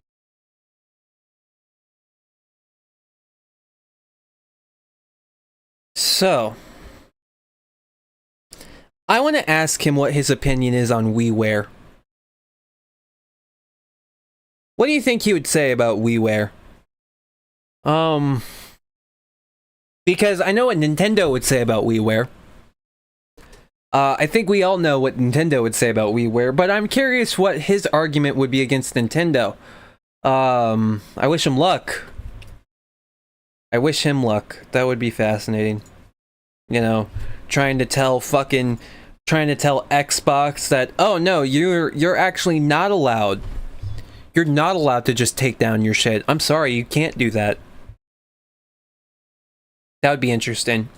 Continue the console. I think the latter would be more likely, so the console maker would just have to make it so the console's not bricked from the internet once they discontinue it. So you would get your game back, but it might take a while. What about mobile games? Would they be affected? I don't see why not, though the sheer quantity of them might lend more weight to the grandfathering argument. I think it would be a similar situation as consoles. It either gets hosted on the mobile device, or it's released for a separate platform that it can connect to. How long would companies have to host patches or end-of-life plans? I don't know, just long enough so users have a chance to grab it? 90 days? Could be less. Won't this mean companies stop? Okay, so what if you want to play a game outside of that 90-day window? What if I reinstalled my computer or my house catches fire and my NAS explodes and I lost the fucking Library of Alexandria of hard drives? Well, copyright, as you said, we're not changing anything regarding copyright, so to distribute that software is still against copyright. So what do we do? Like, what do you do outside of the 90 days and you reinstall your computer? It's like, well... Now, granted, most games would probably be protected by Steam. Not probably, definitely would be protected by Steam, and you could just install them through Steam. But, you know what? Maybe I don't like law being predicated on Steam. Maybe that's an issue. I don't know. Maybe I'm crazy. I'm an asshole. Not making MMO or live service games in the EU? I think it's a complete bluff from any major company saying this. The population of the EU is 450 million people. It's a huge market. The industry stands to lose billions by doing something like that. And remember, this doesn't exclude microtransactions, DLC, even loot boxes, so companies could keep the money rolling in. Now compare that loss to the cost of an end-of-life plan from the design phase onward. I still think it could be less than 1%. Companies tend to do what makes the most money. But fine, let's say they pulled out. You think other companies wouldn't rush in to take their market share? The rules would have changed a little bit, but the demand wouldn't have left. Even smaller companies, I think, is also unlikely, especially as middleware solutions for this would emerge. However, point 3, the in-between phase could be rocky. But to think that they're going to go up... They're not middleware solutions. They're fucking coffin companies. They're not... They're fucking online coffin companies. That's what he wants. He wants to create an entire industry of fucking morgues for video games. Video game morgues. The fucking embalming process for your favorite MMO. Holy shit. And who's gonna pay that? Who's gonna pay for the embalming? They're dead. They don't have a family. Nobody cared about them, okay? They're gone. Microsoft? Is Microsoft gonna pay? Away? Yeah, I guess if companies suddenly stop liking money, wouldn't it be a security risk for companies to release their server software? Yes. Mostly no, but there are some cases, yes, this is a valid argument. Particularly when a company shuts down a game, but they have a new game that runs on the same engine. So if users find exploits on the old engine, they have them for the new one potentially.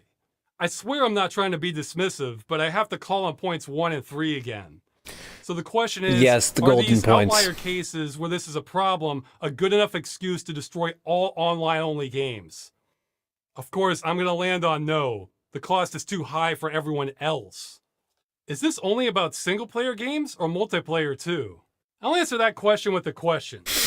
What does Good Destiny question. 2, The Crew, Need for Speed 2015, and The Division all have in common? They're games. Are they single-player or multiplayer games? Yes. Yeah. So even if we didn't care about multiplayer at all, which isn't the case, the industry has forced our hand. So in order to save single player in games like these, we I'm have bored. to save the This multiplayer game can't also tell. because they've merged it all together. Otherwise, they would just get exempt on almost every game. Plus, an arena shooter with fucked 8 it all up. players I'm fine. or It's 12, fine. you can't have It's an fine. end-of-life plan for that? God damn it, did I turn this Give me a down? break. Nope. Now, MMOs can be a No, I tall turned order, this but down. we've seen both There we go. legitimate and illegitimate emulators emerge to know this is possible. So it's both. The industry's given us no choice. Would No developers choice. be required to convert multiplayer games into single-player games? Yeah, this one kind of confused me. I mean, nothing about the gameplay would have to change. It's all about... So basically, they're just like... Would they have to turn Black Desert Online into the single-player game that the company that made Black Desert was making? And to that I say, they definitely could, because that would meet the definition of, fucking, what the fuck was it? Reasonably playable, or... Yeah, I think that's what he said was reasonably playable. Yeah, that would meet the... To my definition, that would be reasonably playable. You don't necessarily have to play World of Warcraft online, you know... You could solo Deadmines and die and realize it's impossible, but hey, it's reasonably playable, so fuck you. We win again. running the game, period. Like, I'm thinking of a case like Star Siege Tribes, where that's a multiplayer-focused game. There's no bots, campaign, or anything. But you can technically enter a level and run around by yourself. Fine, mission accomplished. I guess you could have a weird case where you have a game that's meant for co-op or something, and the game won't start unless both players are connected at the same time. As long as it's possible to run it for those 2 players or however many, then yeah, it still works. So I don't see any reason they would really have to change. Wouldn't more clear labeling fix the problem? Well, the problem is games being destroyed. So I kind of don't care how clearly the game is telling me it's going to destroy a game I paid for. I don't like that being on the table to begin with. Now, the exception is a hard date when the game stops working.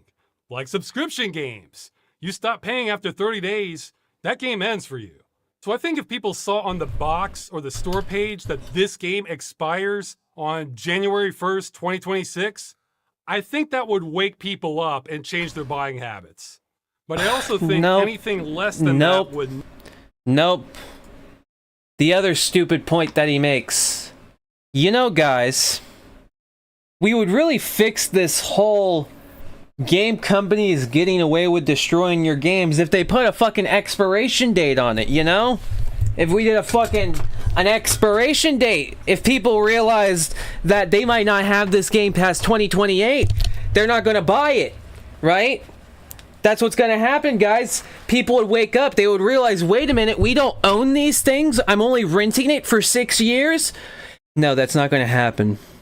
I hate to tell you that's not gonna happen. Do you know what's gonna happen? Oh my god, GTA 6? Wait, it says there's only a guaranteed life of 3 years? Only guaranteed support of 3 years? Huh? That's then and this is now. It's coming out in 2026. That's 2029. I'll be doing other shit by then. Yeah, that's fine. Bye. Oh, the new FIFA? Oh, it says on the box it's only guaranteed support 2 years? Yeah, that's in 2 years. I'll be playing a new FIFA. Yeah, that's fine. Bye. Yeah, that's not going to change anything. It's fucking all of these gamer motherfuckers is just like, guys, if we made the government put an expiration on video games to prove that you don't own them, people would wake up and they would stop buying games. No, they wouldn't. Nobody's going to wake up from that. They're going to go, oh, well, that doesn't expire until 2032, and that's 2032, and it's 2025. So, like, it's buy. Yeah, they're not going to give a fuck. It's not going to change any buying habits, okay? The reason why I say that warning labels like that on anything other than cigarettes don't fucking work, and we all know it, okay? You probably don't even notice the warning labels on half the shit that you buy. That's the reason why it wouldn't work, okay? You could put a warning label that says, oh, this is your video, fucking Call of Duty expires in 2030. No one will give a fuck. Not even a little bit. I hate to tell you that. Not. This becomes a very psychological thing then, and it's a way riskier route to saving games than what we're doing. How will this be enforced? I don't know. Ask the European Union. I mean, how does it work now if a business Trial does by something combat. like false advertising? Do they get fined? Maybe a percentage of their earnings? I don't know. That's not our job. Yes, percentage of their earnings. I like that. Deterrent, however. Why don't you just petition companies doing this instead of making a new law? No offense, but how naive are you? I mean, I guess that might work 1% of the time. I mean, the companies open to that idea tend to do it on their own. I mean, right now we're facing hundreds of games at risk. So what makes more sense? To petition every single company behind those games, or to do it once to the government? There we go! What versions of the game will the dev have to release? This is another one that's hazy. I personally would argue any. It just gets so muddy otherwise. For most games, the latest version tends to be the best one, but not always, and a few games tend to have big differences in content between versions, so I can understand people wanting to go back, but man, that might be a bridge too far to ask on this. Yes. I guess I should have added this to the compromise list. It's the fuck. They call it the classic compromise. It's the great compromise that made them realize we cannot protect both classic and retail World of Warcraft. We can only defend one. And we must preserve retail for historical purposes, and classic must fall to the wayside. And it'll be left to future generations to comb through the archives and rebuild the remnants of classic WoW. But that will be for future generations, and right now, we're trying to save the video games. Won't games get more expensive because of this? I'll keep it This is real. weird. It's not impossible, but it's probably not why you I don't think so, Okay, but you for know sake what? of They argument, might let's say it so. costs Yeah, I believe 1% it. of the Fair total enough. game cost. And let's also say a new $70 game just breaks even. So 1% of that cost. That will put it at 70. But what's to stop a company from saying, hey, we have to conform to end-of-life plans now, so why don't we really push the price to 75 or 80? Hell, let's try for 85. And yes, some companies could do that. And this sort of thing has already happened outside of games. Like after the pandemic, we had a lot of inflation. Let's just say it was 10%. So There you instead go. of raising their Fucking prices 10% inflation. companies looked at that and thought, why don't we raise them 50%? 50% game inflation. We can make a lot more money 200% then, game and we can blame it all on inflation. Oh, me. So there was real inflation. Oh, I'm just being a facetious dick again. I need to just calm down. I need to calm down, okay? Calming down right now. Let's go. And companies jacked up the price. But the thing is, you either have to own the market or do that collectively with other companies. Because as soon as one big company breaks ranks, then they can kind of get away with more market share because they're selling their game cheaper. I'm honestly not sure if there are price fixing laws on this sort of thing. Isn't Sony being sued over jacking up their prices? The thing to remember is they're going to try and find ways to increase prices on you anyway. So is fear of a price increase, which they may or may not do, which may get them into trouble with regulatory boards anyway, worth the cost of destroying all online games? I'd say no. What if a game company goes bankrupt? I mean, the most likely penalties will be financial, so if they're bankrupt, then it's kind of moot point. Yeah, the game would still die, but then the company would have more skin in the game. There wouldn't be a financial incentive to kill the game the way there is now. I would think most companies are very motivated not to go bankrupt. Hey, if every time a game had been destroyed in the past, the parent company had gone bankrupt over it, I wouldn't have even started this campaign. Won't big companies just make shell companies so they bankrupt the company every time they want to shut down a game? Again, it's not impossible, but remember, that's a good one. Companies like to make money. So is the cost of shuttering an entire studio and the Lord of the Rings Online LLC goes under new studio for the next game ZeniMax fucking reigns supreme, like reigns supreme. This will make having a good reputation kind Those aren't even the same. What about games that are so huge in scope they can't be hosted on home computers? Well, I think this leads more credence to the best effort solution. I can think of two examples. One is EVE Online. I believe it can host up to 500,000 players simultaneously. Yeah, no customer system's going to be able to do that. But if they had to shut down, does that mean they can't release an end-of-life build where maybe 100 could connect? Or maybe they just release the server code, let the community figure out, and they decide how many custom resources they want to throw at this for how many players. Another case I'm thinking of is Microsoft Flight Simulator, where in order for that game to look its best, it has to connect to Bing Maps, which has two... But you already said we're shit out of luck. Like, I understand why he said a game like EVE for their tech, but what he just brought up, a game like EVE would not be protected. As he's already established in this video, any fucking, yeah, I'm burnt out, okay? I'm bored, I'm hot. I have this fucking light right here. Actually, I'm not gonna show my desk, it's kind of messy, okay? This fucking light been shining in my eye for now the last 2 hours, over 2 hours, because I turned it on before I started streaming. Got it, got the little motherfucker set up. I'm going delirious. Okay, I just had a speakeasy moment. Not good. Not good at all. That's a small little reference. Interesting, fascinating little reference. Okay. Either way, I just completely lost what I was talking about. Because the worst part was, I could feel the fact that I lost what I was talking about, but I was like, no, I can't do that because it would be because I was watching something last night of the streamer literally like going blank and he stopped saying something. So like I could feel myself going blank. I was like, no, I couldn't do it. And as soon as I said I couldn't do it, it fulfilled the fucking prophecy.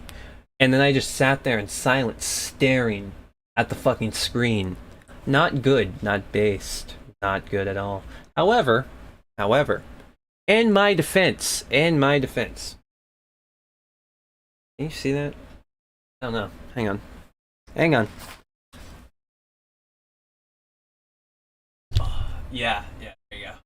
I'm literally shining. I'm so fucking hot. Okay? I am scorching! Okay, my PC has literally been belting out fucking energy in which you have never seen before this whole fucking time. Like, the air that's coming out of the back of this motherfucker. Because, so, like, I'm looking at you right here, right? This is my, like, secondary monitor. This is where I have, like, all my shit and the YouTube video and everything and the webcam. Directly behind it is my PC, and directly behind that is the fucking exhaust fan blowing out of the door that's right here. And it is letting out unbelievable levels of hot air. I need to take the fucking beanie off, dude.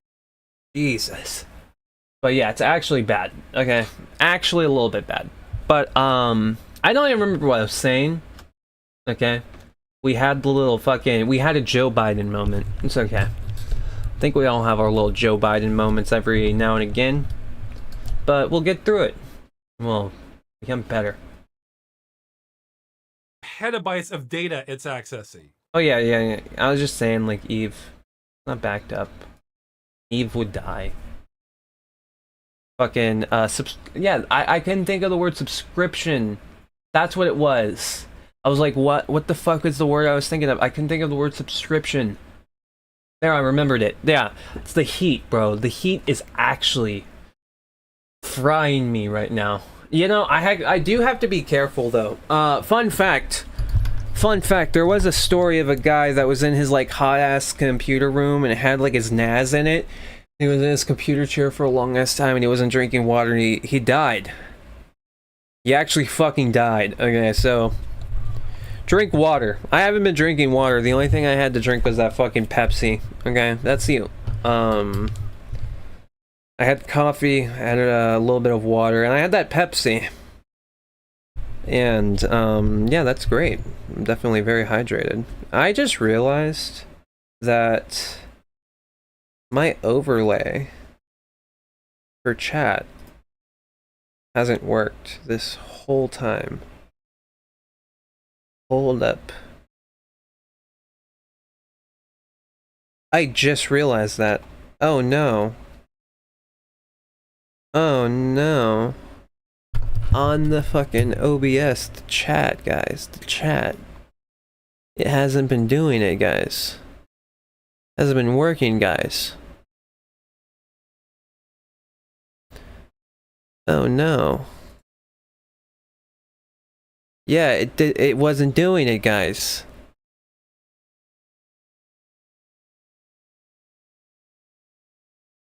Yeah. The fuck? There we go. This. There we go in here. No, yes, no, that's the wrong one. I swear it's... I don't know why I'm fixing this. But, you know what? Fuck it. Might as well. We do it live. That's what we do here on the stream. We do it live. We take a little detour as to hopefully not succumb to heat stroke.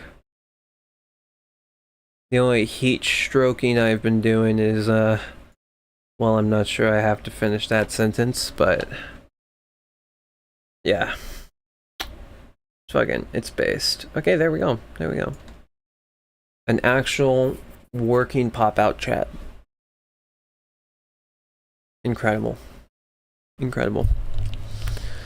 Alright, let's go ahead and finish this video, and I'm gonna take a break. Yeah, cool down. Stand in front of the AC for a little bit. Because I'm in the closet that has no ventilation. The walk-in closet. I turn the walk-in closet to my PC room. It's quite nice. Okay, it's quite nice other than in the summer when it's hotter than a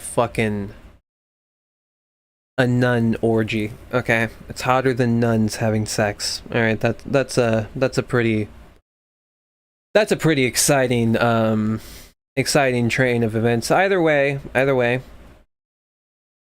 It does things to you, okay? Don't come to the desert. We're finishing the video.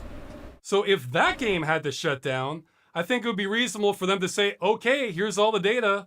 We'll keep it hosted for 90 days or so. Good luck trying to download it. You're on your own now.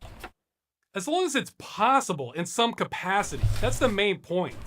The players can deal with all the rough edges. Don't some games deserve to die? Actually, yes. But one man's trash is another man's treasure. So that's a subjective assessment. If you've paid money into the game, then you should have a voice on whether you get to keep it or not. No.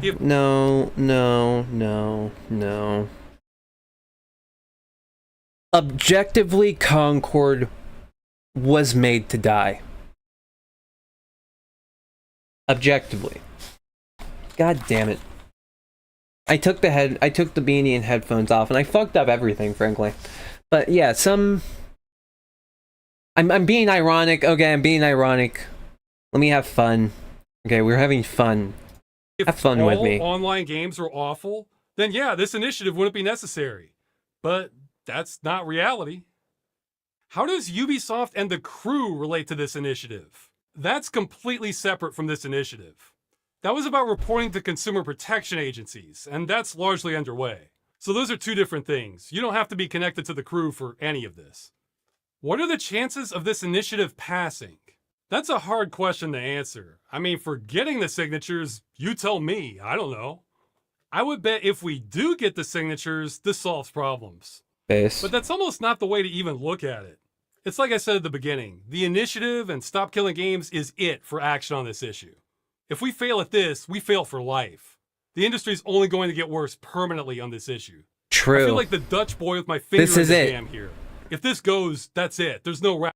He literally, he said it again, guys. Just in case anybody thinks I'm a malicious, maniacal fuck. He literally said, this is it. This is all. This is Braveheart. Round two, it's over. And Sparta. Okay, that's it for questions. I have a few it's quick both. corrections. First, I made a mistake on this video with counting, where I said your votes don't count unless they pass the threshold. No, they do, so don't worry about that. Just get more votes. The second is for More some votes. countries, you can use EID. The way it was explained to me is if you already have one of these, you don't need our guides. So we left it out just to keep it simple. But you can use it.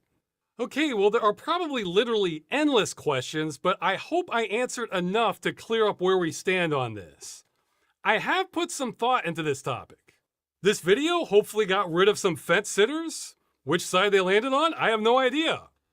For those on board, go sign it. All right, that's it. I know what See side ya. of the fence I'm on. I know where I am fencing today. Alright, guys. You know what to fucking do. No. No. No. No. No.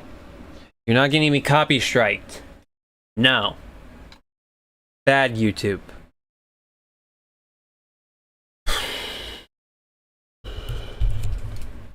Two hours and 10 minutes. Incredible. Alright. You know what to do. Like, subscribe, fucking shit on me. Tell me all of the worst things that I did or the fucking best things that I did, because you know what, boys? I think I did a pretty fucking good job today. Outside of minor moments, you are not going to find another streamer that brings this level of heat and energy consistently in a 2-hour period under 10 viewers. You're not going to find that. Under 5 viewers, you're not going to find that. Consistent energy. Focus! With only minor Joe Biden moments. You will only rarely find that in under 5 viewers. But, till next time, leave a like. If you're watching this on the fucking playback, comment and subscribe. But until then,